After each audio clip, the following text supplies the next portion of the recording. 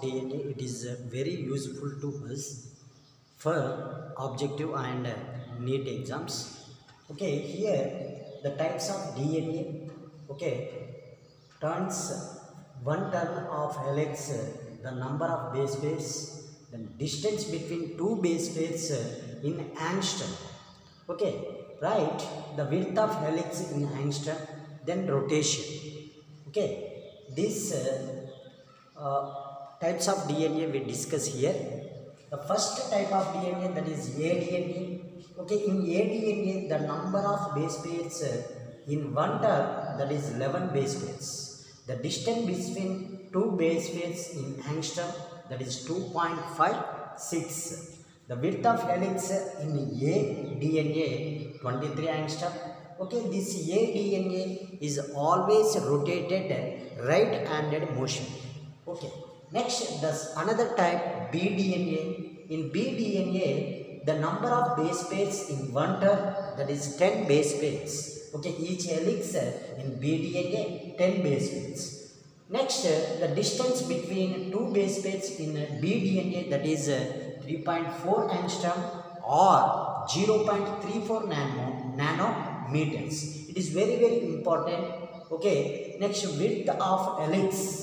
The bDNA width of helix in angstrom, that is 20 angstrom, okay, or 2 nanometers. bDNA rotation, it is always right-handed motion. Right. The next type of DNA, that is cDNA, it is one turn, the base pair number, that is 9.3. Distance between two base pairs in angstrom, that is 3.3. Width of helix in angstrom 19. Okay, this cDNA also always right-handed motion.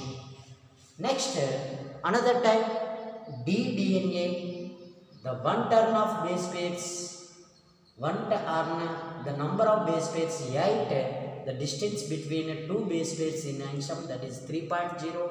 Width of helix, that is in angstrom 24 angstrom. Right, it is also always right-handed fashion.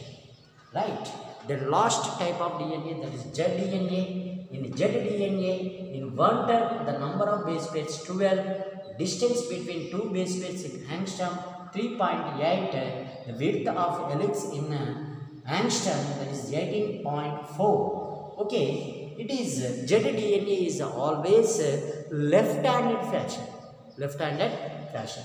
Okay, according to NCERT, we discuss the type of DNA, that is bDNA. Okay, right, this is very important for objective exams. Please, thank you.